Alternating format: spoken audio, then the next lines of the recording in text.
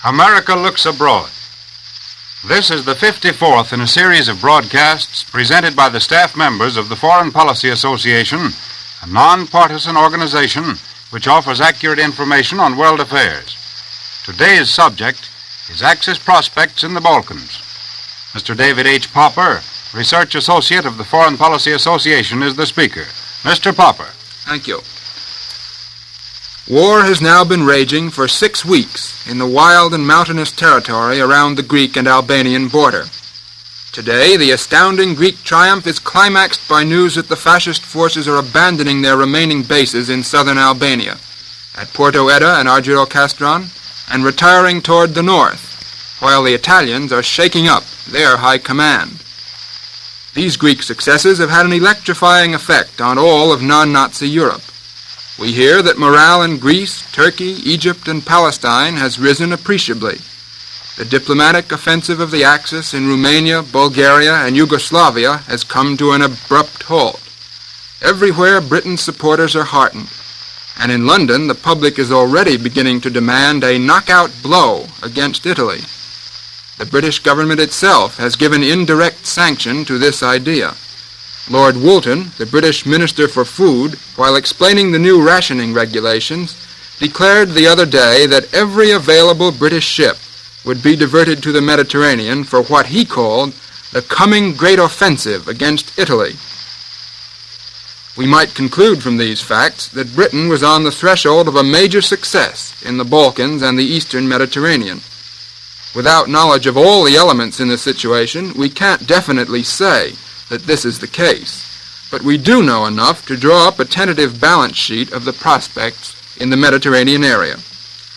Consider first the factors favorable to Britain. Foremost among these stands the Greek campaign itself, an entirely unforeseen development. 6 weeks ago, any military expert would have told you that the Greek army was not well trained, that it was a second-rate force, deficient in equipment, that the country was restive under the iron dictatorship of General Metaxas. The Italians themselves believed these things. They launched their attack with insufficient preparation, quite certain that Greek resistance would collapse or Greek unity break before a show of fascist force. We were all of us wrong. The spirit of Greek patriotism proved stronger than the forces of division and defeatism within the country. Even though the Italians bombed Greek cities and ports and lowered civilian morale, the army was able to complete its mobilization. From that point on, the battle was a problem in strategy and tactics. The Italians had sent the wrong kind of army to the mountainous border. It was highly mechanized and motorized, a road-bound army, which was attacked and outflanked by Greek mountain troops descending from the peaks surrounding the highways. Bad weather and mud hindered the Italian advance and reduced the striking power of Italian aviation. The Greeks, acting with surprising skill, were careful not to press forward too quickly and weaken their lines of communication. As the situation stands today, the Greek army has occupied a long strip of Albanian territory, extending from the Yugoslav frontier to the sea and averaging more than 25 miles in depth. The Italians have been sending fresh troops to Albania, but the passage from Italy has been hampered by Royal Air Force attacks on the only remaining Albanian ports, Durazzo and Valona, which are inadequately equipped at best, and probably by the activity of British submarines in the lower Adriatic. The Italian aim just now appears to be to establish a defensive line along the Shkumbi River, which divides Albania into 2 almost equal parts. The principal Italian bases would then become the capital, Tirana, as well as Elbasan and Durazzo. Now, this is not to state that the Italians have yet lost half of Albania. Barring unexpected complications, it should take the Greeks a long time to push the Italians out of the coastal mountains in the southern portion of Albania. Under their new leadership, the Italian forces may be expected to unleash a counterstroke at any time. Until that stroke is delivered, it would be wise to withhold judgment on the true scope of the Greek victories. We must remember that Greek manpower and supplies are not inexhaustible, that British support on land and in the air have thus far been severely limited, and that the Italians retain air superiority over all this sector. So much, then, for the first factor in Britain's favor, the Greek advance. Equally important are the British victories on the sea, the torpedo attack by the Fleet Air Arm on the Italian battleships at Taranto, and the naval engagement off Sardinia a few days later.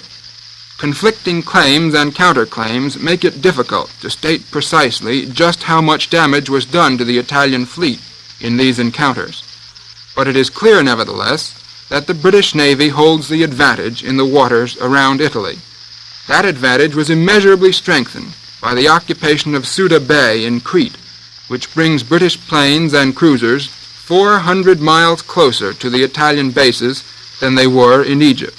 And the advantage will become still greater if the Italian Dodecanese Islands off the Turkish coast should run out of food, fuel, and other supplies, as they are said to be doing, and surrender to the British. The third factor favorable to Britain, and perhaps the most important of all, is the condition of the people in Italy itself. A recent report by a government agricultural economist in Washington has cast new light on Italian living standards and emphasized the hardships which Italians are undergoing to carry on this war. Italy depends on foreign supplies for many of the most vital raw materials and foodstuffs. Out of about 24 million tons of merchandise imported into Italy in 1938, over 20 million, or about 84%, reached Italy by sea, and about 80% of these shipborne imports passed through the Strait of Gibraltar, with another 5% coming through the Suez Canal and a similar proportion through the Dardanelles. You can see, therefore, that the British blockade of Italy is crushing in its long-time effect. Ordinarily, Italy receives through Gibraltar and Suez 80% of its imports of cotton, 90% of its wool imports, all of its rubber and jute, 70% of its cereal grain imports, 2/3 of its fats and oil imports, and all of its foreign purchases of coffee and meats. The experts say that the Italian cotton reserves should be almost gone by the end of this year, and that supplies of wool and jute should not last much longer, and that rubber is extremely scarce. There is an acute shortage of petroleum. In fact, the Italian drive into Egypt may have been undertaken not only for strategic purposes, but also to replenish Italy's stocks of cotton and food.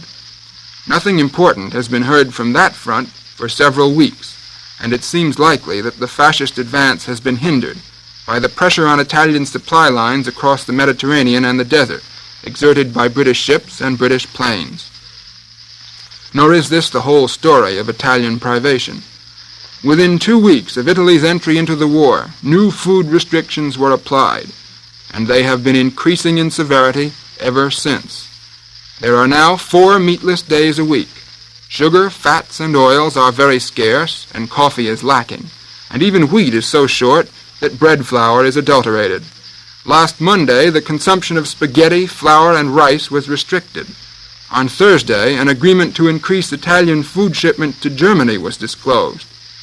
Since August 1939, food prices have increased enormously, 33% before Italy entered the war, and an undisclosed amount since that time. The fourth factor favoring the British in the Mediterranean is the indirect effect of the campaign against Italy. The old adage, "nothing succeeds like success," seems pretty thoroughly demonstrated in modern war. Last week, the British were able to announce the conclusion of a credits agreement for trade between Spain and Britain, a sign that Britain does not expect General Franco to permit a German attack on Gibraltar through his territory, not in the immediate future. The Turks, too, have made a new economic agreement with the British. This will tend to tighten the bonds between the two countries and to reduce somewhat Turkish dependence on the German market. The Bulgarians, backed by Russia, have made it quite plain that they do not intend to join the Axis-Japan Pact and become subsidiary members of Germany's new order, as have Hungary, Romania, and Slovakia. Thus, countries which were slowly falling into the Axis orbit have been able to stave off the final steps in the process. So, all in all, the war in the East has been going relatively well for Britain. but it would be wrong to overemphasize what may prove to be purely temporary gains. The basic factors which made the Eastern Mediterranean situation extremely critical for Britain remain largely unaltered. In the first place, it would be a mistake to believe that Italy has been knocked out. The British appear to have sufficient naval strength in the Mediterranean, but they lack men and airplanes, and probably supplies. Their numerical inferiority has made it impossible for them to send a real expeditionary force to Greece, where it might have helped to disorganize the Italian retreat and finish the campaign quickly.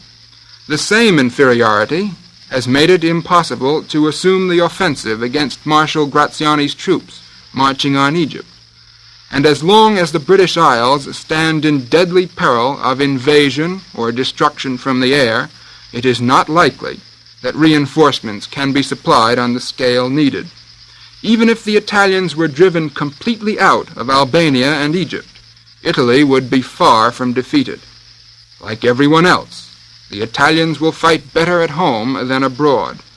They may undergo starvation and punishment from the sea and from the air with great fortitude, if they are convinced that they are defending their native land.